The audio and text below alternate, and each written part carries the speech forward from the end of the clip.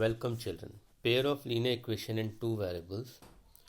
In this video we are going to discuss the elimination method.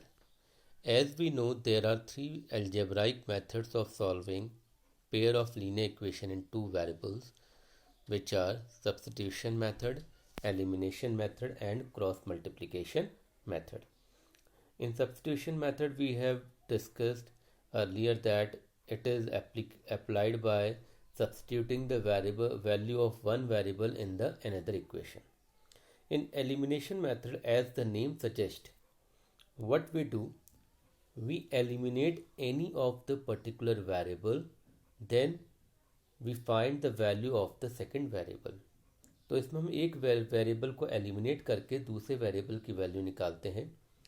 Eliminate करने का तरीका ये होता है कि हम दोनों इक्वेशन में जिस वेरिएबल को हम एलिमिनेट करना चाहते हैं उसके कोफिशिएंट्स को इक्वल कर देते हैं. कोफिशिएंट्स को इक्वल करने के लिए हम दोनों इक्वेशन को किसी पर्टिकुलर वेरिएबल कांस्टेंट से मल्टीप्लाई करते हैं. Once their coefficients are equal, we either add the equations और subtract the equations to get the value for the second variable. आइए कुछ एग्जांपल से इसको डिस्कस करते हैं.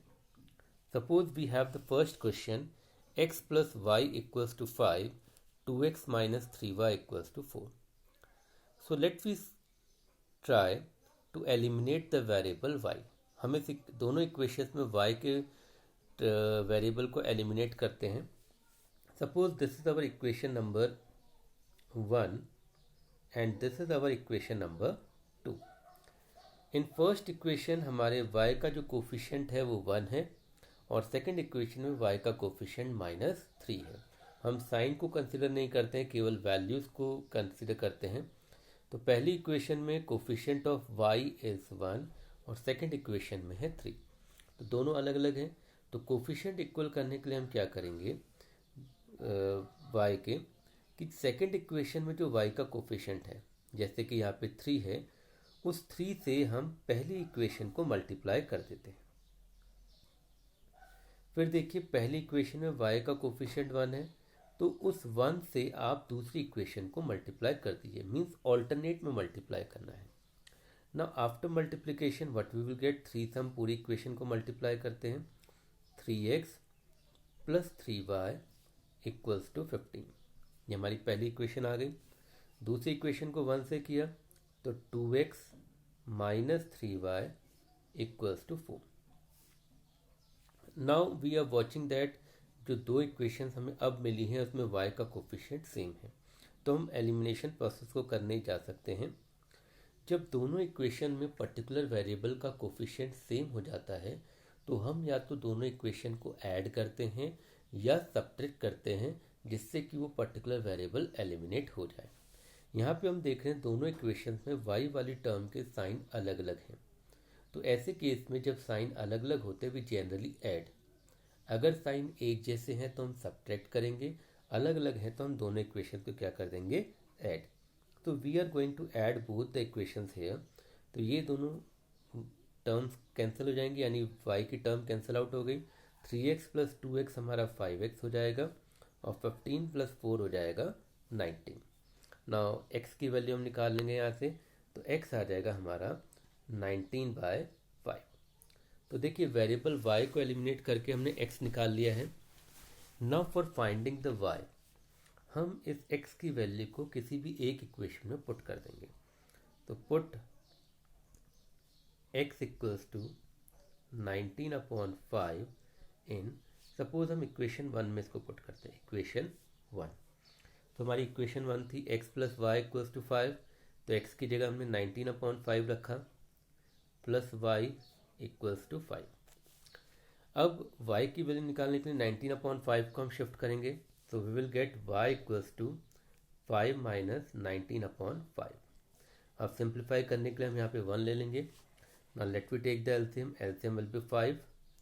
नाउ 1 5 से 5 होता है तो 5 को इंटू करेंगे 25 minus 19.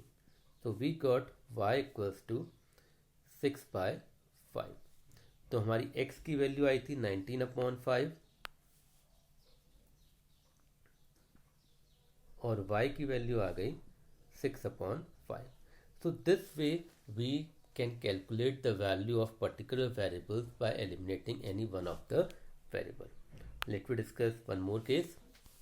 3x minus 5y minus 4 equals to 0 and second equation is 9x plus 2y plus 7. सबसे पहले तो हम इस इक्वेशन को एक सिंप्लीफाइड फॉर्म में लिखते हैं. इसमें हमारा कोशिश ये रहना चाहिए कि वेरिएबल्स वाली टर्म को हम लेफ्ट हैंड साइड लिखें और कांस्टेंट को राइट हैंड साइड लिखें. तो आइए इक्वेशंस को अरेंज करते हैं. 3x माइनस 5y माइनस 4 को हमने शिफ्ट किया तो 4 आ गया. सेकेंड केस में 9x 2y को हम लेफ्ट में ले जाएंगे तो minus 2y equals to 7. Now we have obtained this equation 1 and equation 2. Now let we try to eliminate the variable y. तो पहले केस में y का कोफिशिएंट विदाउट साइन 5 है, सेकंड में 2 है. तो हम ऑल्टरनेट वे में जैसे हमने डिस्कस किया था मल्टीप्लाई करेंगे. पहली वाली इक्वेशन को हम दूसरी इक्वेशन में जो y का कोफिशिएंट 2 है उससे मल्टीप्लाई करेंगे, यानी 2 से मल्टीप्लाई करेंगे.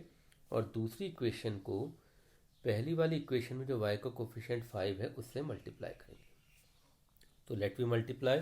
तो पहली इक्वेशन को हम 2 से मल्टीप्लाई कर रहे हैं और दूसरी इक्वेशन को हम 5 से मल्टीप्लाई कर रहे हैं. तो हमारी पहली इक्वेशन आ जाएगी 6x minus 10y equals to 8. देख 6x minus 10y equals to 8. We can check here. 2 3 जा 6, 2 5 जा 10, 2 4 जा 8. दूसरी इक्वेशन को हम 5 से कर रहे हैं तो 45x minus 10y equals to 35. Let we check.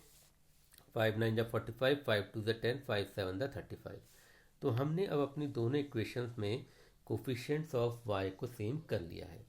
Now we are watching that in both the equations y के कोफिशिएंट माइनस में है. तो इस केस में हमें दोनों इक्वेशंस को सब्ट्रैक्ट करना पड़ेगा. तो सब्ट्रैक्शन में as we know sign gets change, तो हमने साइन चेंज कर दिए हैं. This is cut. अब हम देखते हैं 45 में से 6 गया. So what we will get. So 9 39 minus 39x we have obtained here. Then on the right side minus 27 we will get. So x will be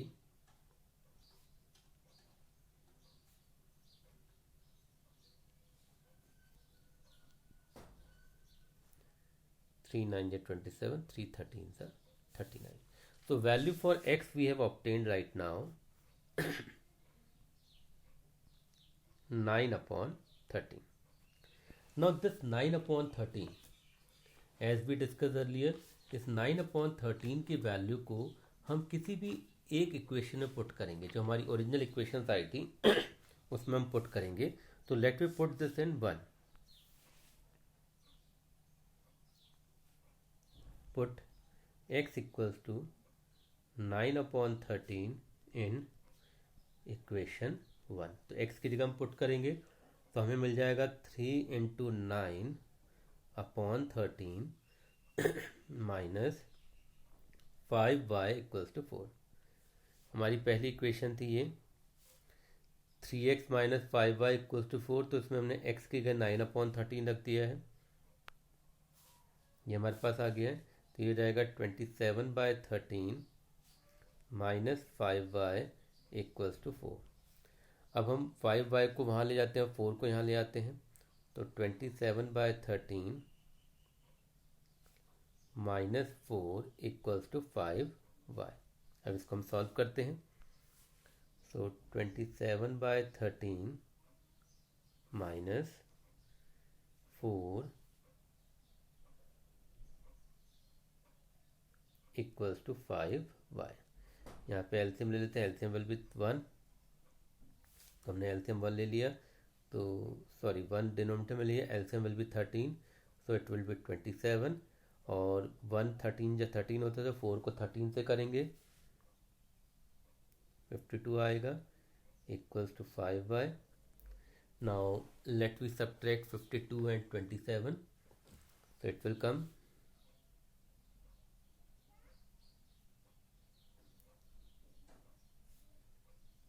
minus 25 by 13 equals to 5y. Now from here we will take 5 को denominator में ले जाएंगे तो y equals to minus 25 upon 13 into 5 आएगा. So this has been cut, so minus 5 आ गया, तो y की value आ गई minus 5 upon 13. So what we have seen, हमारी x की वैल्यू आई थी 9 upon 13 और हमारी y की वैल्यू आ गई minus 5 upon 13. So these two questions make us clear how to use the elimination method for solving pair of linear equation in two variables. Now let me discuss some word problems using this method. First question है word problem में 5 years ago यानी 5 साल पहले Noori was thrice old as Sonu. 10 years later Noori will be twice as old as Sonu. How old are Noori and Sonu.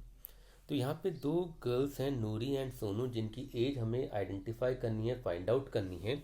तो सबसे पहले तो हम प्रेजेंट एज ले लेते हैं. Let present age of Noori be x years और सोनू की हम ले लेते हैं y ईयर्स. अब जो कंडीशंस हमें क्वेश्चन में दी गई हैं उसके हिसाब से हम इक्वेशंस बनाएंगे, then we will solve it. अब पहला केस है, फर्स्ट केस है हमारा 5 years एगो. 5 years एगो अगर हम देखना चाहें एज, तो नूरी की एज हो जाएगी x माइनस 5 एंड सोनू की एज हो जाएगी y माइनस 5. क्योंकि 5 years एगो का मतलब 5 साल पहले, तो हमने नूरी और सोनू की एज ले ली x minus 5 and y minus 5. अब कंडीशन क्या है कि 5 साल पहले जो नूरी की एज थी was thrice as old as Sonu, यानी कि उसकी एज सोनू की एज का 3 टाइम था. तो हमारी सोनू की एज है y माइनस 5. अगर हम इसको 3 से मल्टीप्लाई कर दें y माइनस 5 को, तो जो हमें आंसर मिलेगा वो नूरी की एज के बराबर होगा. और 5 साल पहले नूरी की एज थी x माइनस 5, तो हमें ये कंडीशन मिल जाएगी. इसको सिंप्लीफाई करते हैं. x minus 5 equals to 3y minus 15. अगर हम इसको फर्दर सिंप्लीफाई करेंगे x माइनस 3y और ये प्लस माइनस 5 वहाँ जाएगा तो ये रहेगा minus 10. This is the first equation. तो the first equation is x minus 3y equals to minus 10. So this way we have to obtain the equations by using the conditions given in the question. तो पहली equation हमारी आ गई है x minus 3y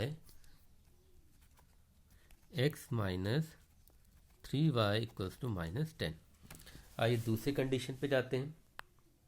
दूसरी condition है 10 years later Noori will be twice as old as Sonu. तो 10 साल बाद नूरी की एज सोनू का एज का डबल होगा. तो सेकंड केस है आफ्टर 10 years. तो नूरी की एज आफ्टर 10 years हो जाएगी x प्लस 10 और सोनू की हो जाएगी y प्लस 10. अब कंडीशन है कि नूरी की एज जो है 10 साल बाद x प्लस 10 यानी कि वो सोनू की एज के ट्वाइस के बराबर, यानी सोनू की एज को अगर हम 2 से मल्टीप्लाई कर दें तो हमें नूरी की एज मिल जाएगी. तो सेकंड कंडीशन हमारे पास ये आ गई. इसको सिंप्लीफाई करके इक्वेशन बनाते हैं. तो x minus x plus 10 equals to 2y plus 20. तो अगर हम इसको सिंप्लीफाई करेंगे x minus 2y equals to 10 हमारे पास आ जाएगा और ये हो गई हमारी इक्वेशन नंबर 2. तो what we have obtained, we have obtained 2 equations by the help of given condition. और अब हमें इनको सॉल्व करके x और y की वैल्यू निकालनी है. तो आइए इसको सॉल्व करते हैं. तो पहली इक्वेशन हमारी आई थी x minus 3y equals to minus 10 और दूसरी इक्वेशन थी x minus 2y equals to 10। अब हमें इसमें कोई भी एक पर्टिकुलर वेरिएबल को एलिमिनेट करना है। ये हमारी इक्वेशन 1 है और इक्वेशन 2 है। तो इसमें अगर हम गौर से देखें, जो हमारा वेरिएबल x है उसके कोफिशिएंट ऑलरेडी इक्वल है, तो इसमें हमें ज़्यादा कुछ नहीं करना। हम दोनों इक्वेशन में पहले x को एलिमिनेट करते हैं। दोनों में x का साइन टर्म, जो x वाली टर्म है उनके साइन सेम है, तो यहाँ पे हम सब्ट्रैक्शन करेंगे और सब्ट्रैक्शन में हमारे साइन चेंज होते हैं, तो माइनस हो जाएगा, ये प्लस हो जाएगा और ये माइनस हो जाएगा। तो x से x कटा, माइनस वाई इक्वल्स टू -20 आया, यानी y की वैल्यू आ गई 20। अब इस y की वैल्यू को हम किसी भी इक्वेशन में पुट करेंगे, we will get the x। Now put y equals to 20 in equation 1। तो इक्वेशन 1 में पुट कर देते हैं y की वैल्यू 20 को, तो हमें मिल जाएगा x माइनस y की जगह 20 जगह 3 इंटू 20 इक्वल्स टू -10। तो ये हमने पुट कर दिया है। Now let we solve this. तो ये जाएगा x माइनस 60 इक्वल्स टू -10, तो x की वैल्यू आ जाएगी 50। तो हमारी x की वैल्यू आ गई 50 और y की वैल्यू आई थी हमारी 20। So we have obtained the x and y, therefore present ages. अब जो पहली एज थी हमारी नूरी की थी x, तो नूरी की एज हो गई 50 ईयर्स, x की वैल्यू 50 आई थी। Then y we have taken as the age of Sonu, तो सोनू की एज y है, y की वैल्यू कितनी आई थी हमारी 20, तो Sonu's present age will be 20 years. So this way we will frame the equations by using the given conditions and then we will find the ages of Noori and Sonu. आइए एक और case discuss करते हैं। और landing library मतलब जो books को issue करती है, has a fix charge for the first 3 days and an additional charge for each day thereafter. तो एक लाइब्रेरी है जहाँ से लोगों को बुक इश्यू होती हैं, तो उसमें पहले 3 दिन का जो चार्ज है वो फिक्स है, यानी अगर कोई बच्चा बुक लेता है तो फर्स्ट 3 डे के लिए सभी को वो बुक के चार्जेस पे करने पड़ेंगे, सेम चार्जेस। और उसके बाद हर नेक्स्ट दिन का एक एडिशनल चार्ज होगा, यानी चौथे दिन से नया हर पर डे का चार्ज लगना शुरू हो जाएगा। Now Sarita paid 27 for a book kept for 7 days। अब सरिता ने 7 days के लिए बुक अपने पास रखी और उसने 27 रुपीज़ पे किए। While Suzy paid ₹21 for the book she kept for 5 days। सूजी ने एक बुक को 5 दिन के लिए रखा, उसको 21 रुपीज़ देने पड़े। Find the fix charge and the charge for each extra day. तो हमें फिक्स चार्ज भी निकालना है और charge for each extra day जो होता है, यानी पर डे चार्ज जो होगा 3 दिन के बाद, वो निकालना है। तो आइए लेट फिक्स चार्ज को हमने ले लिया ₹x और चार्ज पर डे इसको हमने ले लिया ₹y। ओके, तो फिक्स चार्ज को हमने x ले लिया और चार्ज पर डे को y ले लिया। अब हम सबसे पहले आते हैं सरिता के केस में। सरिता ने बुक ली 7 days के लिए और 27 रुपीज़ पे किया। तो 7 days के लिए 27 रुपीज़ पे किया। अब 7 days में जो पहले 3 दिन है उसका चार्ज तो फिक्स है, यानी x है, तो उसका जो कॉस्ट होगी, यानी उन 3 दिनों का जो उसको पे करना पड़ेगा, वो हो गया x। अब 7 में से 3 दिन चले गए, बच्चे 4 दिन। 4 दिन के लिए उसको पेमेंट करना पड़ेगा इस रेट से, y के रेट से, ₹y पर डे। तो 1 दिन का y है तो 4 दिन का हो जाएगा 4y। तो ये 3 दिन का जो फिक्स चार्ज है वो पे किया और उसके बाद जो नेक्स्ट 4 डेज हैं उसमें टोटल उसने 4y पे किया और उसको कॉस्ट पड़ी 27 रुपीज़। तो ये हमारी पहली इक्वेशन आ गई। अब हम बात करते हैं सूजी की। सूजी ने बुक ली 5 दिन के लिए और 21 रुपये दिए। तो सूजी का केस अगर हम डिस्कस करेंगे तो सूजी ने 5 दिन के लिए किताब ली है। तो 5 दिन में पहले 3 दिन का तो फिक्स चार्ज यानी कि x हो गया। अब 5 में से 3 दिन चले गए यानी 2 दिन बचे, तो 2 दिन के लिए y के रेट से आपका चार्ज रहेगा x प्लस 2y और ये टोटल चार्ज है आपका 21 रुपीज़। तो this way we have obtained the two equations. तो आइए इनको सॉल्व करते हैं।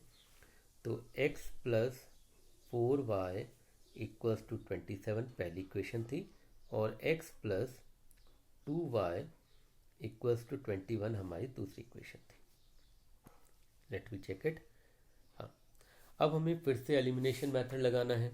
तो हम फिर से देख रहे हैं जो x के कोफिशिएंट्स हैं दोनों इक्वेशन में सेम है, तो हमें कुछ नहीं करना, हम इसी को एलिमिनेट करते हैं। और क्योंकि साइन सेम है तो हम इसमें क्या करेंगे, सब्ट्रैक्ट। तो हम साइन चेंज कर देते हैं। सब्ट्रैक्शन में नीचे वाले टर्म्स के साइन चेंज होते हैं। तो this has been cancelled. 2y equals to 6। तो y की वैल्यू आ गई 3। अब we got y equals to 3।